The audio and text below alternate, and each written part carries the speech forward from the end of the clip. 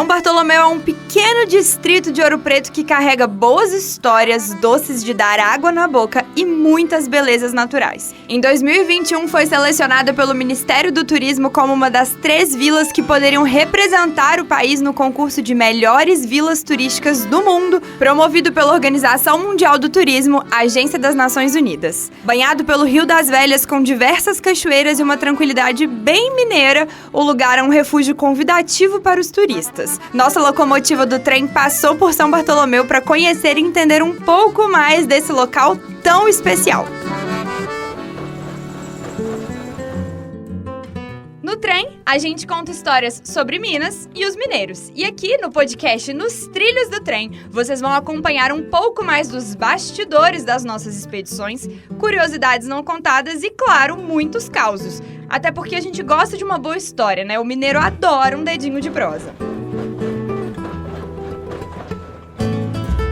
E para conversar um pouco mais sobre São Bartolomeu, a gente recebe como convidado Arthur Borza, videomaker que participou dessa expedição. Bem-vindo, Arthur! Oi, Bia, beleza? Obrigado! Arthur, você trabalha com audiovisual há algum tempo e já registrou vários lugares. Conta pra mim, como que foi essa experiência de registrar as histórias em São Bartolomeu? Bom, primeiro que eu nem sabia que São Bartolomeu existia, né? Eu também não. É muito ruim, porque eu acho que até um dos intuitos do trem é você trazer essas cidades que estão escondidas do público geral, né? E estão aqui perto de Belo Horizonte, né? Do lado. É tipo ir em Rio Acima numa cachoeira ali, alguma coisa assim, entendeu? E, cara, é uma cidade encantadora, assim, por ser pequena, mas ser histórica também ao mesmo tempo e ser muito clima familiar, né? Porque todo mundo que a gente passou ali, todo mundo tratou a gente como se fosse um sobrinho, um neto, assim, sabe? Sim, verdade. E o que você achou no geral, assim?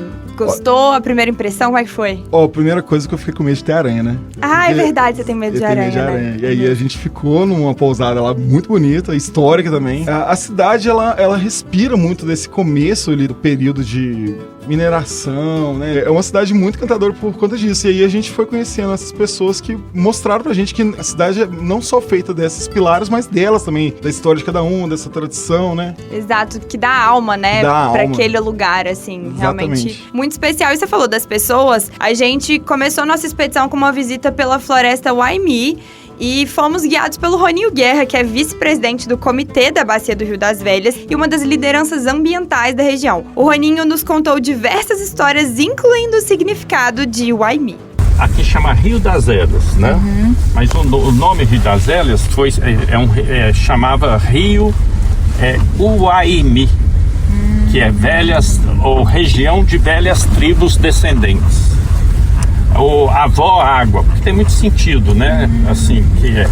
E o Waimi foi aportuguesando, porque com a presença dos bandeirantes e tudo, aí de Waimi virou Guaicuí. Tanto que a foz do Rio das Velhas, no São Francisco, é Barra do Guaicuí. Entendeu? E aí, quando foi fazer a floresta, a Selma Bara, que eu falei que eu acompanhei com ela, um dia ela chegou: Roninho, você precisa ver qual que vai ser o nome da unidade de conservação. Vai ser Uaimi, por causa disso. É o nome originário do Rio das Velhas. Arthur, foi um passeio bem interessante pra gente entender São Bartolomeu e as águas que banham ali o distrito, né? Teve alguma coisa que mais te marcou nesse contato com a natureza? Alguma coisa que você achou bem interessante? Que a gente primeiro foi na cachoeira de São Bartolomeu e depois ali às margens do Rio das Velhas, né? Cara, da cachoeira a gente já teve aquele visual, assim, incrível, né? É uma caminhadinha muito leve em comparação às outras cachoeiras que a gente tem aqui. Sim. Eu acho que é coisa de 2 minutos de caminhada. Sim, assim. É muito rápido. E você chega de carro, tem o espaço de uma rotatória pra você parar com o carro e ficar de boa ali. E quando você chega, parece que ela vai se revelando, assim, porque tem um morrinho e aí você vai chegando, é aquela coisa bem cinemática, assim, como se fosse uma grua subindo e você tá revelando a cachoeira. E a gente chegou... tipo assim, eu fiquei meio sem palavras, porque tinha toda uma atmosfera, assim, de preservação mesmo, né? Sim, assim, era bem preservado. Exato, isso é muito interessante, porque o Roninho falou muito disso, né? De como a população entende a importância de preservar aquele ambiente, e a gente viu o quanto é preservado mesmo. Sim. Ele via qualquer coisa, assim, fora que não era da natureza, ele recolhia e colocava no bolso, assim. E aí, é uma cachoeira que a gente tentou até pegar de drone, mas não tinha como, porque ela era muito fechada. Assim, tinha um ponto só aberto ali de entrada de luz. Olha, das eu não árvores. lembrava disso. Só que, assim, ao mesmo tempo que ela era fechada, ela não era escura, sabe? Então é um trem muito É um trem muito coisado mesmo, sabe? Não dá pra explicar, cara. É realmente muito bonito. E a gente visitou logo na sequência a nascente do Rio das Velhas e as prainhas que banham ali a região. E aí eu e você, a gente fez questão de chegar perto da água, botar a mão na água. E a gente foi premiado com muitos carrapatos, que a gente foi em São Bartolomeu na época de carrapato. Já tinha acontecido isso antes, um perrengue assim durante seus trabalhos? Como é que foi? A gente sofreu um pouco, né? Eu acho que foi uma retratação histórica da natureza contra o ser humano, foi né? Mesmo. Assim, esses dois aí, cara, tinha muito carrapato mesmo, viu? Mas isso que você falou é muito interessante, porque a bacia do Rio das Velhas a gente estuda muito, né, assim, na escola. E é interessante você ver esse lugar de perto, né, onde tudo começa ali. Então, eu acho que o nosso perrengue valeu a pena, porque as imagens ficaram bem bonitas. E aí eu queria saber um pouco mais desse bastidor, assim, desse processo seu de trabalho. Durante as gravações, você pensa um pouco com a cabeça de quem vai assistir? Ou você fica realmente focado no que o entrevistado tá falando e no que a atmosfera tá te entregando? Como é que é isso? Então, na verdade, eu falo que eu tenho um olhar meio documentarista, assim, sabe? Porque eu vou captando o que tiver acontecendo na hora, assim. E aí, como a gente vai em 2 câmeras, né? No caso, era a Letícia que tava. E aí, ela fica por conta de fazer a imagem do entrevistado o tempo inteiro, assim. E eu vou cuidando da parte mais sensível. A parte mais sensível é essa parte da pessoa, do que ela vai sentindo através da fala do entrevistado, entendeu? Que seriam uns detalhes, assim, uns detalhes, né? Igual você falou assim, a forma que eu trabalho quando eu quero mostrar alguma coisa, assim. Eu não quero mostrar, na verdade, eu quero fazer a pessoa sentir, sabe? Tipo assim, o que eu tô sentindo, isso. Eu quero que a pessoa sinta aquilo também, sabe? Através do meu olhar, através, assim, as referências que eu tenho de filmes, de tudo, assim, eu sempre tento colidir nessa hora, assim, sabe? Cara, tô vendo o cavalo pastando ali e tomando água. Será que eu faço uma geral? Ou será que eu faço só uma fechada da boca dele comendo Legal. E tomando água, sabe? Talvez a mais fechada mostraria o tanto que... Assim, eu tô pensando isso agora, viu? Mas assim, o tanto que o rio tá limpo, o tanto que essa nascente é importante. Por quê? Porque a natureza tá sobrevivendo ali, entendeu? É as coisas que passam pela minha cabeça, só que a maioria das vezes sem roteiro pra mim. Então não tem nenhuma coisa, por exemplo, a gente vai entrevistar uma pessoa e você vai ficar atenta ao que ela vai fazer com a mão, assim, você vai mais aberto mesmo pra ver o que o acaso vai te mostrar. Não, então, aí no caso, eu fico vendo o que ela tá fazendo na hora, assim, sabe? O que ela tá demonstrando, se for uma emoção muito grande, por exemplo. Lá em São Bartolomeu, eu senti que era muito mais sensível esse rolê, porque trata-se da história da cidade colidindo com a história das pessoas, assim, sabe? Legal. Uma coisa que parece que uma não existiria sem a outra, assim. E a gente também conversou com o Luiz Fortes, que é guia na região e oferece vários passeios turísticos. Inclusive, a gente conversou um pouco com ele sobre o ecoturismo no distrito e ele explicou um pouco sobre os roteiros e qual seria o roteiro perfeito. Olha, esse roteiro aí das cachoeiras, dos doces cachoeiros de São Bartolomeu, é um roteiro perfeito para criança, para família, né? Já pega cachoeira, pega história, pega doce, pega almoço, pega tudo. Eu acho esse um roteiro bem legal.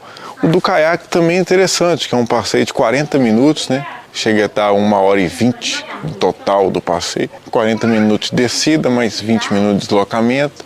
Então é um passeio que você pode fazer de manhã e você tem a tarde livre para você fazer outras coisas, né? Então é bem interessante também.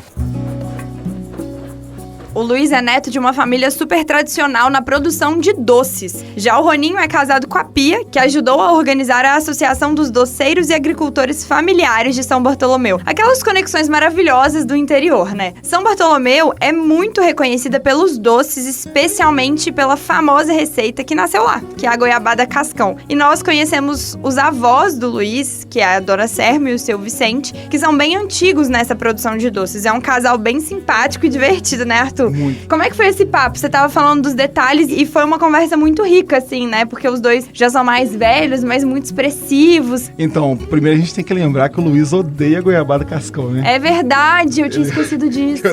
Porque eu acho que ele comeu tanto, né? Tanto durante a infância dele que ele tomou ranço. É verdade, eu tinha esquecido. Mas, cara, é um casal de filme, né, velho? Pra mim, eu fiquei com o sentimento que era até uns atorzinhos, assim, sabe? Tipo, de tão perfeito que eles eram, assim, da narrativa que eles contaram pra gente, de toda essa parte de criação, dessa parte de produção também. Mas a Serma, cara, eu tenho minhas avós ainda, meus avós eu não tenho mais, mas ela era minha terceira avó, cara, sabe? Dá vontade, assim, de ficar ali com ela, trocando ideia o dia inteiro. Batendo papo, né? E fazendo doce junto também, né? Cara, não é nenhuma questão mais só de sobreviver fazer, né? É uma questão que é parte dela agora. É parte deles, né? Ela Isso precisa é muito legal. fazer, sabe? E foi um momento muito legal que a gente teve com eles, porque foi ali na casa deles, que do lado também tem a lojinha dos doces, e foi junto com a Pia, né? A vovó Pia, que também é uma doceira muito conhecida por ali. E falando um pouco da Pia, ela contou também pra gente sobre a evolução da jabuticaba no distrito e também sobre a emoção desse processo de ver uma fruta se transformar em vários outros produtos.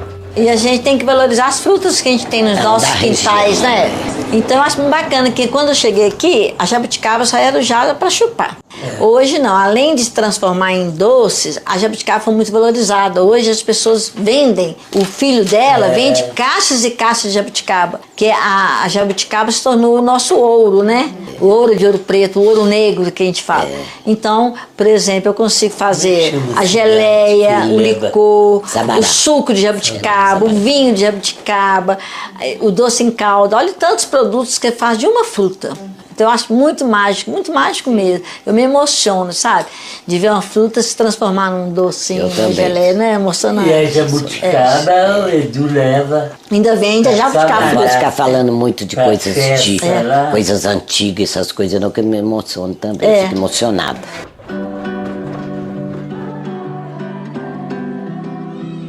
E o que nos conduziu até São Bartolomeu foi a obra de restauração que está acontecendo na matriz do distrito. Essa é a terceira etapa do processo que foi contemplado pelo programa Minas para Sempre do Ministério Público de Minas Gerais por meio da plataforma Semente. A Juliana Parreiras, que é a arquiteta responsável pelo restauro, falou um pouco sobre a obra e sobre os desafios. Da capela mor e da capela lateral, e a gente está no processo de fazer remoção das repinturas, né? A igreja, ela estava com muita repintura branca, azul clara, né? Então esses douramentos, esses vermelhos que vocês vão ver em muitos trechos da igreja, eles estavam ocultos, né? Então quando a gente começou os trabalhos de prospecção, alguns lugares a gente já tinha uma perspectiva, né, do que a gente ia encontrar, mas muitos trechos foram realmente surpreendentes, né? Principalmente na capela mor. Tinha o camarim, né, o forro do camarim. A gente tinha uma ideia de que não teria nenhum tipo de pintura, porque tinha uma massa muito grossa em cima dessa pintura, né? E aí, quando a gente foi prospectando, a gente achou um volume muito grande de desenhos, né? E eles estão muito esmaecidos.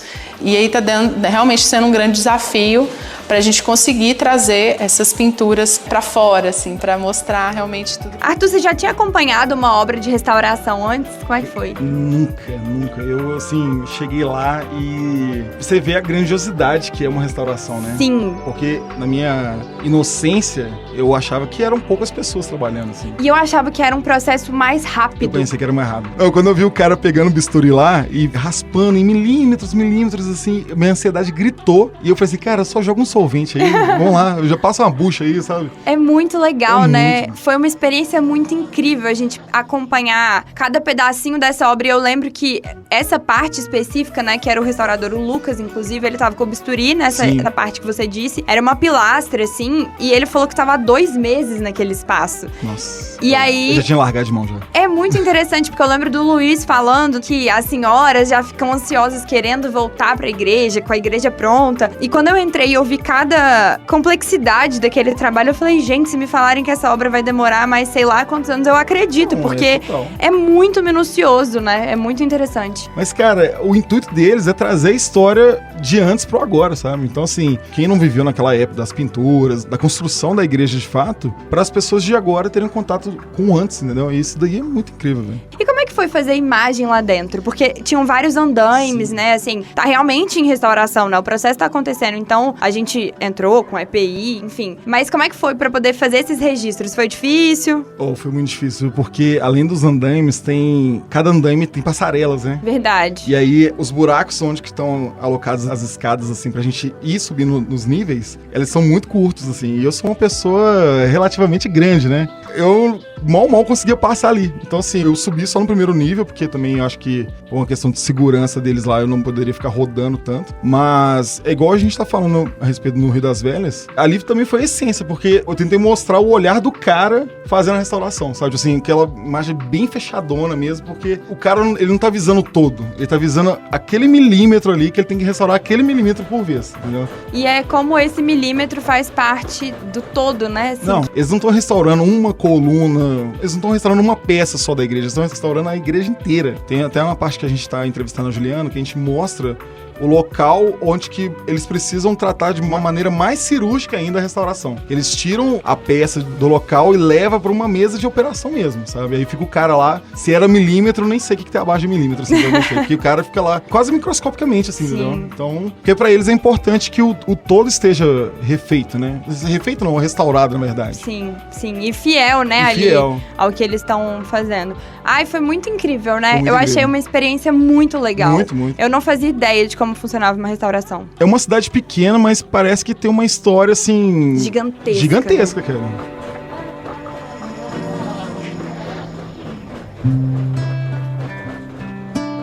Pra gente ir caminhando pro final, eu queria saber se teve mais alguma situação ou algum personagem que te marcou. Teve também a Dona Ângela, né? Dona Ângela, cara. Nossa, é mesmo. Salvou a gente, cara. Porque a cidade, ela funciona até 6 horas da tarde cravada, assim. Sim. Se você tipo, 7h30 parece que é madrugada, né? Se você passar mal ou tiver fome, você tem que sair da cidade. ou ter comida dentro da sua casa, né? No caso, a gente não estava na nossa casa. Mas, assim, a Dona Ângela, ela forneceu as marmitas pra gente lá pra janta. E foi incrível, cara. Bem aquela característica de interior mesmo, aquela porta que abre no meio, né? Sim. Ela conversando com a gente ali e tal.